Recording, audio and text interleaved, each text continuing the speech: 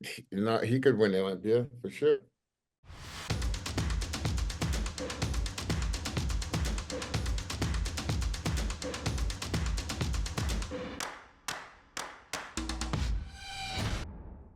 What's up guys and welcome. You are watching Fazi Fitness. So let's start this video with the physique update of Tony Burton, the winner of California Pro Champion this year, and a guy who placed top 8 at last year's Miss Olympia. So Tonio did a total of 3 shows this year, and he could have won 2 of those instead of just 1, because he was able to push Rafael Brandao extremely hard at this year's Arnold Classic South America. And maybe the results of that show could have been very different if that show wasn't held in Brazil. But nevertheless, we're gonna see him on the Olympia stage in October this year, and there he will have another shot at beating all these guys, including Rafael Brandao and Martin Fitzwater.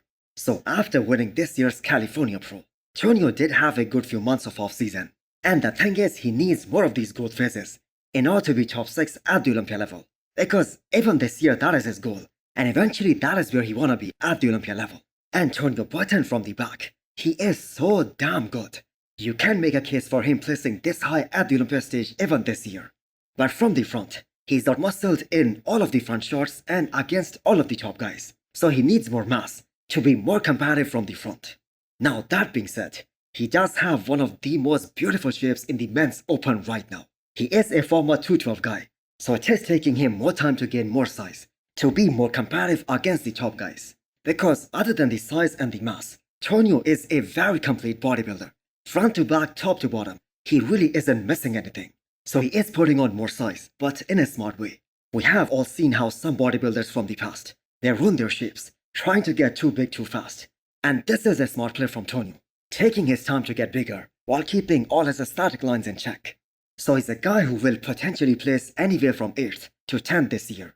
But he's gonna have to battle really hard with guys like Rafael Brandao and Martin Fitzwater in order to place that high. Urs Kalashinsky is back to his hometown Germany after completing a very successful training camp at the Occident Gym in Kuwait.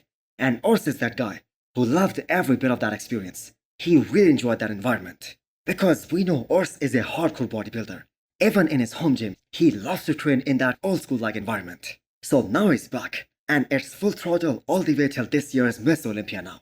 So this is gonna be his 4th consecutive Miss Olympia of his career. And we know his mindset and how much he expects from himself at such a high level. And it is actually a fact that in just a few years, Urs had tremendous success, top 3 in the world for the last 2 years, and several pro wins as well. But this year, it is gonna be a challenge for Urs, because his top 3 placing is in question this time. And the reason for that is this past Arnold, where he not only just lost to Wesley Weezers twice in just 2 weeks, he also lost to Breon Ansley at the Arnold UK, which happened for the very first time after 2 years. So eventually we will see him as a men's open bodybuilder. Because the thing is, he is going through that very hard cut every time he's about to compete in Classic. Because there is a weight cut that he needs to make. But still, he wants to win the Classic Physique Olympia title first, before moving on to a bigger division. So at this point, the judges want to see big improvements in his back. Because the guys that he's chasing, Chris, Ramon, Vasily, Breon, and we can put Terence Sufin in there as well, they all have incredible backs. And except for the champ Chris Bumstead, all of these other guys, they have incredible arms development as well, which is another big weakness for Urs. Now he does have amazing aesthetics, and he is one of the most shredded guy in that division. So what are your expectations from Urs this year? Good Vito was that new talent that many of us thought that he is gonna be on the Olympia stage this year. There was so much hype when this guy was prepping for his pro debut, which was at this year's Arnold Brazil. And the man actually lived up to the hype, because some of his fans were also very skeptical whether his Instagram look will translate to the stage as well. And let's give the man the credit, because he actually looked better on the stage. So he was the most conditioned guy at the Arnold Brazil. And those were some top Olympians there that he went up against in Brazil, Rafael Brandao and Tony Burton. And he placed a very respectable third at that show. So at Detroit Pro, we saw the real potential of Good Vito, but he placed a very close second behind Martin Fitzwater. So Vito also won some shots against Martin, especially his front double biceps. That is a world-class pose. His most muscular is also an amazing shot. So we are now less than 10 weeks out of this year's Miss Olympia, and Vito was spotted moving some really heavy weights in his off-season as he gets deeper and deeper into that growth phase. And maybe Vito could have qualified for this year's Mr. Olympia if he kept on competing. But he is still very young, and he knows that he needs to build more thickness in order to be competitive at the Olympia level, in order to be more competitive against the top guys. So that guy is only 26 years old. And he is one of those guys of the future generation that is going to be a force to be reckoned with in the upcoming years. So the guys at the Menace podcast were discussing Behrooz and his Dubai Pro win. And it is understandable that Milos Sarcev rates him so high. Now Milos as a coach always overhypes his athletes. And there is nothing wrong with that. Who's with the bigger legs can beat Samson? Yeah, No. He could. But You know, it's Brandon, who don't have bigger legs, he beat Rami. I don't know, Chris, if you saw it. His legs were up this show. Did you? I saw him up. I saw the legs up. But for Chris Cormier, who is a master of breaking down every physique, for him to say that Behrooz has the potential to win Miss Olympia, I have to say that's huge. A little bit more leg, brainy leg, Yeah. a little bit improved abs. He could win the Olympia for sure. So all these guys believe that if Behrooz does get the visa to the US and gets to compete on the Olympia stage, he will be top 6 at this year's big show. And that means he's going to have to beat some very big names, some of the biggest names of the men's open class right now. For instance, Brandon Kerry, Andrew Jack, and Hunter Labrado. And the list actually goes on. You think, where can he place? Top 4, Olympia.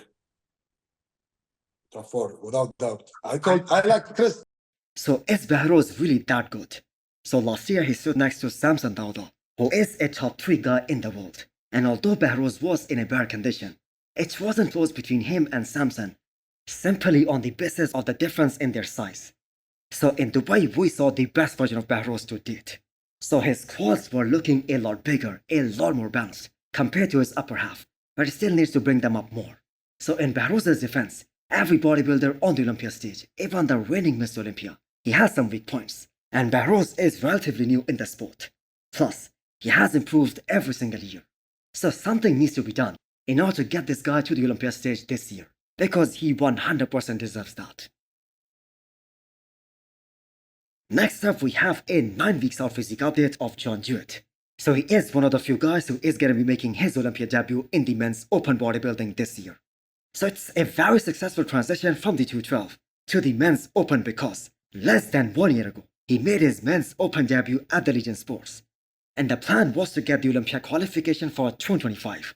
So it took him just 2 attempts to achieve his goal, starting from Toronto Pro, where he took 3rd place, and then Van Pro, where he won the entire thing. And it was actually a very clear-cut victory. So interestingly, that was supposed to be John's last show of the season, and he brought a very good package at that show. And now he is all in for this upcoming Miss Olympia.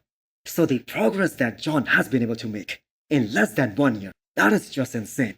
So he got bigger in all the right areas, but the waist stayed super tight. So the Olympia is a big boy show. Guys at that level not only have amazing size, they have amazing shapes, and they have great conditioning as well. But John is one of those guys who you cannot count out, because he stands out so much, based on how perfectly he peaks for any show that he enters. So chest is the main area of focus for John as he gets into this prep. So out of total 16 guys that have already qualified for this year's Miss Olympia, 4 of those guys started their professional career as 212 athletes. Hadi Chopin, Derek, Tonio, and now John. And you can also consider William Barnack in that list, because if I'm not mistaken, Barnack was originally a 212 athlete. So hit the thumbs up button if you liked the video, and smash the subscribe button if you wanna come back for more. Thanks for watching.